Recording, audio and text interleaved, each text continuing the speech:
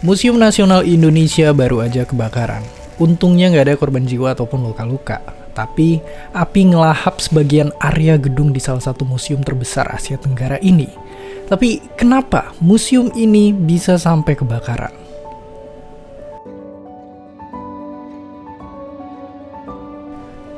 Oke, sampai video ini dibikin penyebabnya masih diselidikin sama Pak Polisi. Kita masih tunggu penyebab kebakaran ini sebenarnya.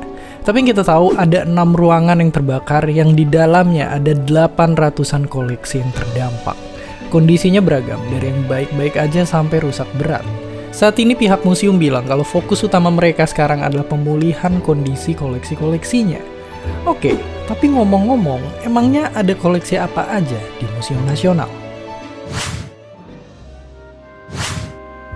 Jadi museum yang juga sering disebut sebagai Museum Gajah ini jadi pusat tempat tinggalnya berbagai koleksi bersejarah Indonesia yang dikelompokkan jadi 7 kategori barang.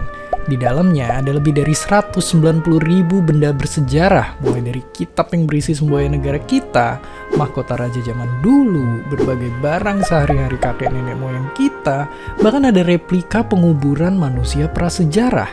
Makanya kita mesti mastiin jangan sampai bencana kayak gini terulang lagi. Faktanya, selain di negeri 62, kebakaran museum juga pernah terjadi di negara-negara dengan penduduk terbanyak dan negara dengan piala dunia bola terbanyak, bahkan lebih parah.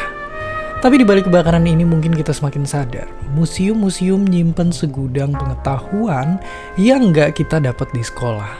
Dan bukan cuma museum nasional.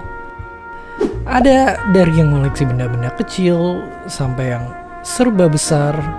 Ada yang mengisahkan cerita satu malam, ada yang cerita kisah jutaan tahun, ada tentang suatu kejadian, tentang suatu tempat, tentang seni, olahraga, penyakit, agama, bencana, tradisi, bahkan tentang bumi.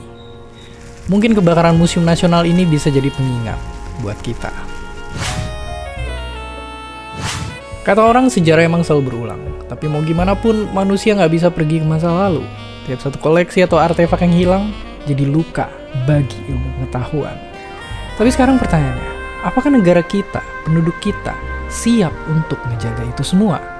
Ataukah mungkin lebih baik koleksi-koleksi berharga ini semua dijagain aja sama mereka yang lebih peduli, meskipun bukan kita sendiri. Dan seperti biasa, terima kasih.